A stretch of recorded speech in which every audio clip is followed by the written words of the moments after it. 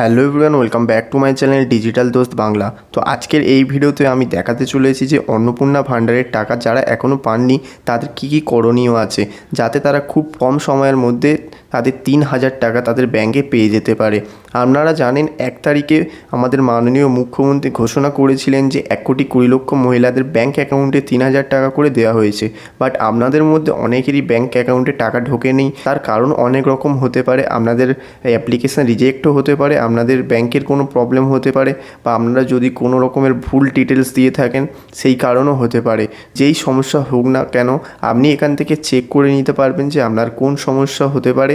And এই সবকটা step follow করলে আপনি ঠিক জানতে পারবেন যে আপনার ঠিক কোথায় সমস্যা হচ্ছে অ্যান্ড কীভাবে সেটা সলভ করতে হবে, সেটাও এর মধ্যে আমি আপনাদেরকে দেখাবো। সবথেকেই প্রথমে আপনারা এখানে পয়েন্ট নাম্বার 1টা দেখুন, এখানে লেখা রয়েছে আধার ও ডিবিটি লিঙ্ক যাচাই। সবথেকে প্রথমে আপনাদেরকে গিয়ে কী চেক করতে হবে যে আপনাদের ডিবিটি লিঙ্ক বা আধারের সঙ্গে যেই ব্যাঙ্ক অ্যাকাউন্ট অ্যাড করার কথা ছিল সেই লিঙ্কটা হয়ে আছে নাকি সেই লিঙ্কটায় কোনো প্রবলেম আছে। এটা আপনাদের অনেকেরই ভুল থাকতে পারে অ্যান্ড অনেক সাইবার ক্যাফেতে তখন তাড়াহুড়োর জন্য তারা হয়তো কোনো ভুল তথ্য দিয়েছে বা আপনাদের কোনো ধরনের ওখানে ভুল হয়ে গেছে। তো সেটাই চেক করুন প্রথমেই, কারণ আপনাদের অন্নপূর্ণা ভাণ্ডারের অ্যাপ্লিকেশানে ব্যাঙ্ক অ্যাকাউন্টের নাম্বার বা কোনো আইএফএসসি কোড নেওয়া হয়নি যাতে আপনাদের ওখানে টাকা সেই অ্যাকাউন্টে পাঠাবে।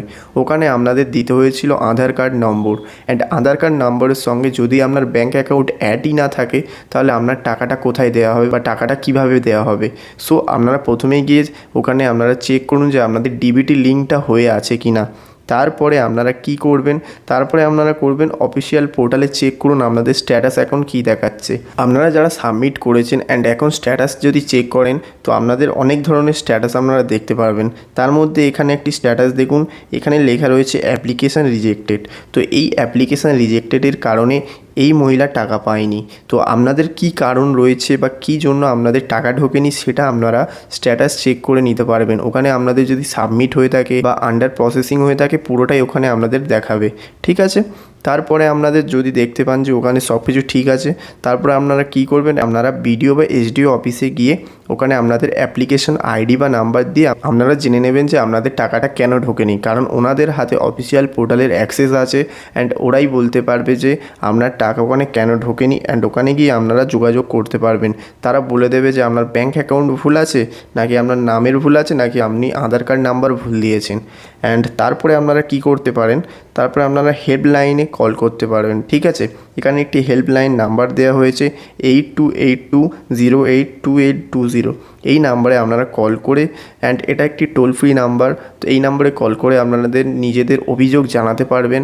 অ্যান্ড আপনি যদি একটি প্রাপ্য হয়ে থাকেন, আপনার কোনো ধরনের ডিটেলস ভুল, আপনি কোনো ধরনের এলিজিবিলিটি ক্রাইটেরিয়া এখানে মিসম্যাচ করছে না, তো আপনি অবশ্যই এই নাম্বারে কল করে আপনাদের অভিযোগ জানাতে পারবেন। যেহেতু এটা একটি সরকারি নাম্বার তো আপনারা এখান থেকে এক্সপেক্ট করতে পারেন যে এই নাম্বারটা বিজি বা এই নাম্বারটা বন্ধ থাকতে পারে, বাট আপনারা ট্রাই করে যাবেন যতক্ষণ না নাম্বারটা কোনো কল তুলছে, ঠিক আছে।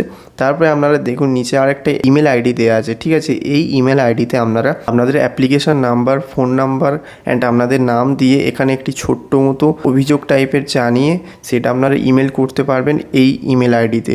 তারপরে আপনাদের যদি কোনো ধরনের প্রবলেম হয়ে থাকে সেখান থেকে রিপ্লাই আসবে। তার থেকে ভালো আমি বলে দিচ্ছি আপনারা জাস্ট গিয়ে স্ট্যাটাসটা চেক করুন, কারণ এখন স্ট্যাটাস দেখা যাচ্ছে যে আপনার টাকাটা কেন ঢোকেনি। তারপরে আপনারা গিয়ে বিডিও বা এসডিও অফিসে গিয়ে ওখানে যোগাযোগ করতে পারেন। অ্যান্ড তারপরেও যদি না হয় তো আপনারা এই হেল্পলাইনে কল করবেন অ্যান্ড কল করে এখানে আপনাদের অভিযোগ জানাবেন। অ্যান্ড আপনারা অবশ্যই কমেন্ট করে জানান যে আপনারা কোথা থেকে অ্যান্ড কবে ফর্ম ফিল আপ করেছেন, যাতে আমি আরও নতুন ধরনের প্রবলেমের সলিউশন নিয়ে আসতে পারি। ভিডিওটা যদি ভালো লেগে থাকে অবশ্যই একটা লাইক করে দেবেন অ্যান্ড চ্যানেলটা অবশ্যই একটা সাবস্ক্রাইব করে দেবেন।